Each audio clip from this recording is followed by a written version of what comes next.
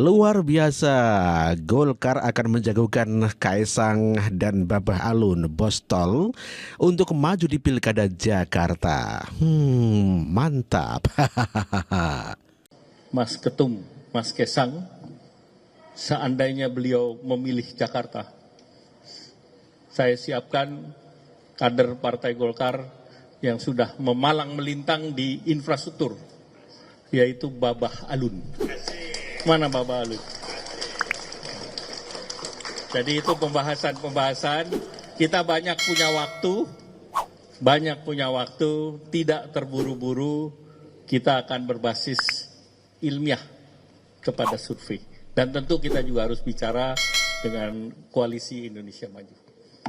Monggo Mas. Terima kasih Pak. Assalamualaikum warahmatullahi wabarakatuh.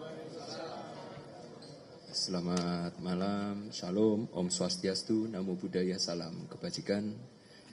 Yang pertama-tama, terima kasih Bapak Ketum Golkar, Bapak Erlangga, beserta jajarannya sudah menerima kami dari DPP PSI untuk mengunjungi yang kedua kalinya. Dulu sudah awal-awal saya menjadi Ketua Umum langsung diterima langsung oleh Pak Ketum Erlangga, dan untuk kedua kalinya saya kembali ke sini ditemui langsung oleh Pak Ketum Erlangga. Sekali lagi kami mengucapkan terima kasih banyak. Tadi saya juga sambil memperkenalkan seperti Pak Ketum Golkar bilang, saya memperkenalkan beberapa orang mantan Ketua Umum Cipayung, IMM, terus PMII, ada Hikmah Budi, KMHDI, semuanya sekarang ada di PSI. Izin Pak, jangan diambil Golkar semua Pak. Sekali-sekali biar PSI ada mantan-mantan ketum. Jadi biar saya bisa jadi ketumnya para ketum Pak. Dan kami juga tadi seperti yang Pak Erlangga bilang, kami beberapa daerah akan berkolaborasi. Salah satunya tadi adalah Semarang dan kemungkinan juga nantinya di Jakarta. Tapi izin Pak, saya punya satu pantun. Jalan-jalan ke Palmerah. Cakepnya kayaknya kurang semangat ya. Saya ulang ya. Jalan-jalan ke Palmerah. Cakep. Jangan lupa beli jinten. Memang Golkar dan PSI ini berkolaborasi di beberapa daerah. Tapi mohon izin Pak, kami akan berseberangan di Banten.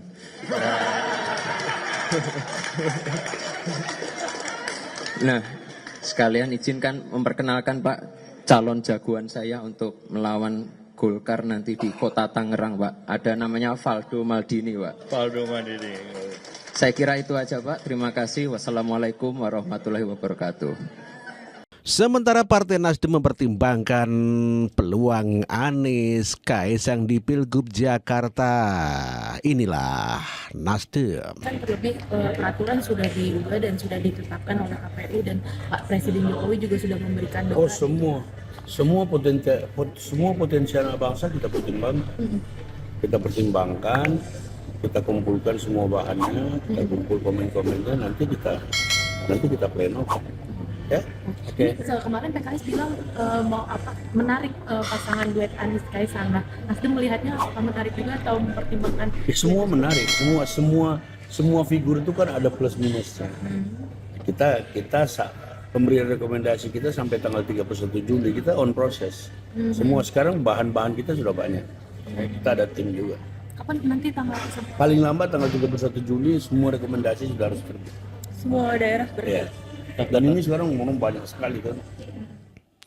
Itulah Partai Nasdem, Ahmad Ali yang merupakan Sekjen Nasdem yang mengatakan siap untuk mengusung Kaesang bergandengan dengan Anies Baswedan. Dan bagaimana tanggapan Gerindra soal peluang Anies Kaesang di Pilgub Jakarta? Ini adalah Habibur Rahman. Ya ini kan soal acara ini ya. Acara ini luar biasa ya, semangat teman-teman untuk melakukan yang terbaik di profesi wartawan ya di parlemen ini, dan memberikan juga apresiasi kepada yang memang berprestasi. Ya, kami sangat mendukung, mensupport.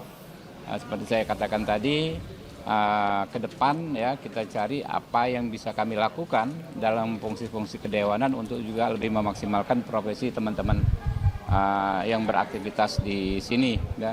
Dan kami sangat berterima kasih karena selama ini rekan-rekan telah sangat membantu kami ya, terutama ya terkait keberadaan kami di DPR ini bisa terpilih kembali dan lain sebagainya, tentu karena peran besar teman-teman memberitakan aktivitas dan perjuangan kami baik di ruang komisi maupun ketika kami di lapangan ya dan di daerah pemilihan. Indra, boleh. Mas, kemarin kan Mas Kaisang ke DPP PKS. Betul. Terus juga kalau melihat hal ini, Presiden PKS juga menyatakan tertarik nih untuk menginginkan Anies dan juga Mas Kaisang. Kim sendiri melihat Ya bagus sekali ya, semangat persatuan yang ditujukan oleh Mas Kaisang dengan teman-teman PKS ya. Saya lihat juga ada sahabat saya Ustadz Abu Bakar, tadinya tegang ya karena miskomunikasi, tetapi ternyata bisa ketemu ya. Itulah potret kita politisi Indonesia yang memang kami ini bisa berkonflik sesaat, bisa beda pendapat, tetapi kemudian karena ada semangat yang sama untuk mengabdi kepada bangsa dan negara, kita bisa bertemu kembali, ya bisa saling akrab. Itu yang paling penting dari pertemuan tersebut. Ya, saya sangat mengapresiasi kedua belah pihak. Ya, orang kan ngomong PKS dengan PSI nggak bakal ketemu, ternyata bisa ketemu. Nah, terkait Pilgub, ya. Apakah nanti akan didorong Anies Kaisang atau seperti apa? Kami menunggu saja ya Partai Gerindra. Kami juga dalam proses sedang mencari sosok yang tepat sebagai cagup dan cawagup DKI Jakarta. Kami tidak memiliki cukup kota untuk maju sendiri.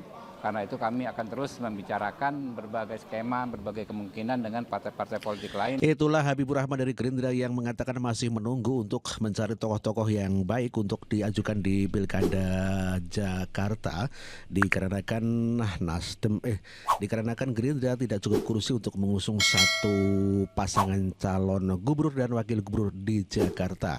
Sedangkan PKS saja yang pemenang 18 kursi itu masih kurang 4 kursi lagi.